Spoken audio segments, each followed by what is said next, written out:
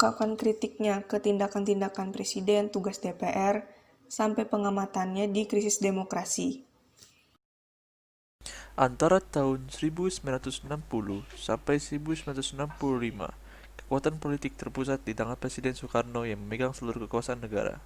Presiden Soekarno didampingi Angkatan Darat dan PKI di sampingnya. Presiden Soekarno selalu mengungkapkan bahwa revolusi Indonesia memiliki 5 gagasan penting yang terangkum dalam manifesto politik, yaitu: pertama, Undang-Undang Dasar 1945. Yang kedua ada sosialisme Indonesia, ketiga demokrasi terpimpin, keempat ekonomi terpimpin, dan kelima kepribadian Indonesia. Selanjutnya ada partai politik pada era demokrasi terpimpin. Partai politik pada era demokrasi terpimpin dibatasi oleh pemerintah. Pemerintah menerapkan penetapan Presiden nomor 7 tahun 1959 tentang syarat-syarat penyederhanaan partai. Berikut isinya. Yang pertama yaitu menerima dan membela Konstitusi 1945 dan Pancasila. Yang kedua, menggunakan cara-cara damai dan demokrasi untuk mewujudkan cita-cita politiknya. Yang ketiga, partai politik setidaknya memiliki cabang di seperempat wilayah Indonesia. Yang keempat, Presiden berhak menyelidiki administrasi dan keuangan partai. Yang terakhir yaitu yang kelima, Presiden berhak membubarkan partai yang terindikasi berusaha merongrong politik pemerintah dan mendukung pemberontakan. Hingga 1961, pemerintah hanya mengakui 9 partai politik, yaitu PKI atau Partai Komunis Indonesia, Partai Murba, Partai Katolik, PSII, PNI, NU, IPKI, Perti, dan Partindo. Selanjutnya ada beberapa masalah atau konflik yang terjadi pada masa era demokrasi terpimpin. Yang pertama itu ada konflik dengan DPR. Dalam perkembangannya, beberapa fraksi dalam DPR menolak kebijakan Presiden Soekarno sehingga pecah konflik antara Presiden dan DPR. Konflik tersebut mencapai puncak ketika DPR menolak RAPBN 1960 yang diajukan pemerintah. Presiden menjadikan masalah ini untuk membubarkan DPR hasil pemilu 1955 dan dibubarkan pada Juni 1960. Setelah itu, Presiden Soekarno membentuk Dewan Perwakilan Rakyat Gotong Royong atau DPR RGR. Presiden memilih dan mengangkat sendiri anggota DPR dan harus terikat aturan yang ditetapkan Presiden. Selanjutnya adalah ajaran Resopim, Revolusi Sosialisme Indonesia dan Pimpinan Nasional atau yang disingkat Resopim bertujuan untuk memperkuat kedudukan Presiden Soekarno. Intinya, seluruh unsur kehidupan berbangsa dan bernegara harus dicapai melalui revolusi, jiwa oleh sosialisme, dan dikendalikan oleh satu pimpinan, yang disebut Panglima Besar Revolusi, yaitu Presiden Soekarno. Masalah selanjutnya yaitu Presiden seumur hidup dan Nasakom. MPRS menetapkan Presiden Soekarno sebagai Presiden seumur hidup dalam Sidang Umum 1063. Presiden Soekarno mendapat 3 dukungan, yaitu nasionalis, agama, dan komunis, atau yang disingkat Nasakom. Sistem pemerintahan yang dikembangkan Presiden Soekarno memberikan peluang bagi tumbuh dan berkembangnya ideologi komunis. Presiden Soekarno juga mengajarkan Nasakom kepada masyarakat, di mana Nasakom merupakan cermin paham bagi berbagai golongan masyarakat Indonesia, sehingga persatuan Indonesia dapat terwujud jika melaksanakan dan menerima ajaran Nasakom. Yang terakhir itu adalah Partai Komunis Indonesia atau yang disingkat PKI. Dalam perjalanannya, PKI memanfaatkan ajaran Nasakom sehingga berhasil mendapatkan tempat dalam konstelasi politik Indonesia. Strategi ini juga meyakinkan Presiden Soekarno bahwa PKI merupakan partai pendukung utama kebijakan pemerintah. Angkatan Darat yang mengetahui kedekatan PKI dengan Presiden Soekarno mengarahkan berbagai cara untuk menghambat pergerakan di PKI. Pimpinan Angkatan Darat mengeluarkan perintah untuk menangkap DNID dan melarang terbitan suara kabar Harian Rakyat. Namun hal tersebut menuai protes Presiden Soekarno dan memerintahkan agar semua keputusan Angkatan Darat dicabut. Memasuki tahun 1964, serangan terhadap PKI semakin banyak. Beberapa surat kabar memberitakan penemuan dokumen rahasia PKI yang berencana untuk merebut kekuasaan. Hal tersebut dibantah oleh DNID. Isu tersebut berkembang menjadi isu politik yang besar. Presiden Soekarno berupaya menyelesaikan masalah tersebut dengan mengumpulkan seluruh pimpinan partai politik. Dalam pertemuan tersebut, seluruh pimpinan partai politik sepakat mengakhiri persatuan dengan pemerintah karena pemerintah sedang berkonfrontasi dengan Malaysia. Karena Indonesia kerap mengalami kegagalan, maka Indonesia pun mengambil jalan lain, yaitu jalan diplomasi aktif dan efektif yang puncaknya dilakukan di Konferensi Asia Afrika.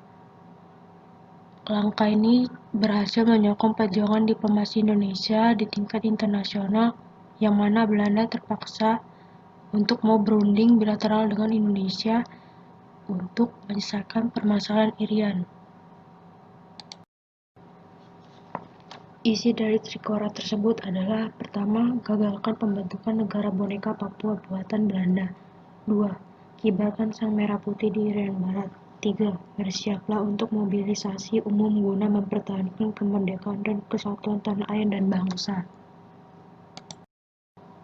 Sebelum Komando Mandala menjalankan fungsinya, unsur militer Indonesia dari Kesatuan MTB atau Motor Torpedo Boat sudah melakukan penyusupan ke Irian Barat, yang mana upaya ini telah diketahui Belanda, sehingga terjadilah pertempuran di Laut Aru antara kapal bot Indonesia dengan kapal Belanda.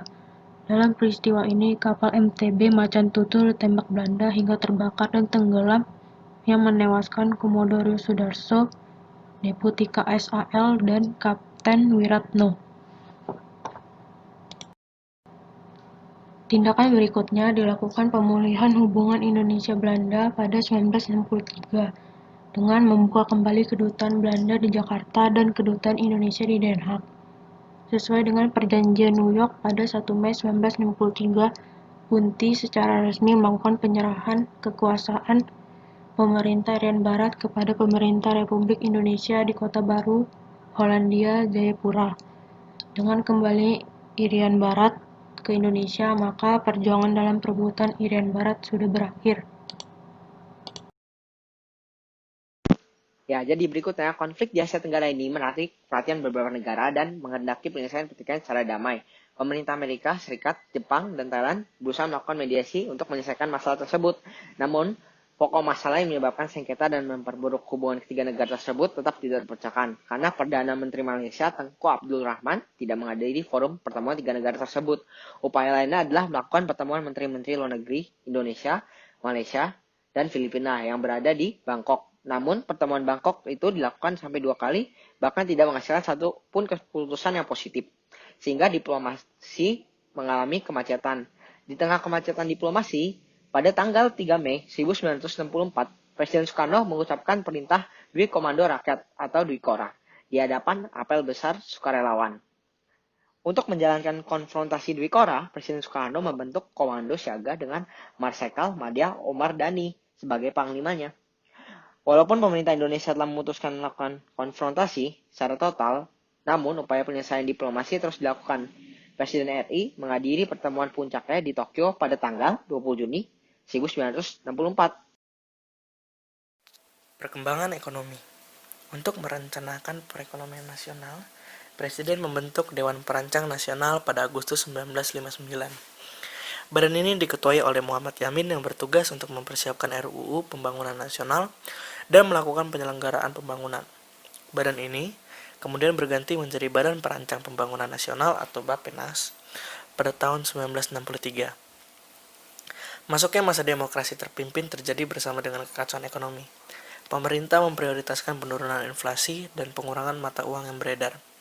Pemerintah juga mengimbau untuk melakukan penghematan dan penertiban manajemen terhadap seluruh perusahaan.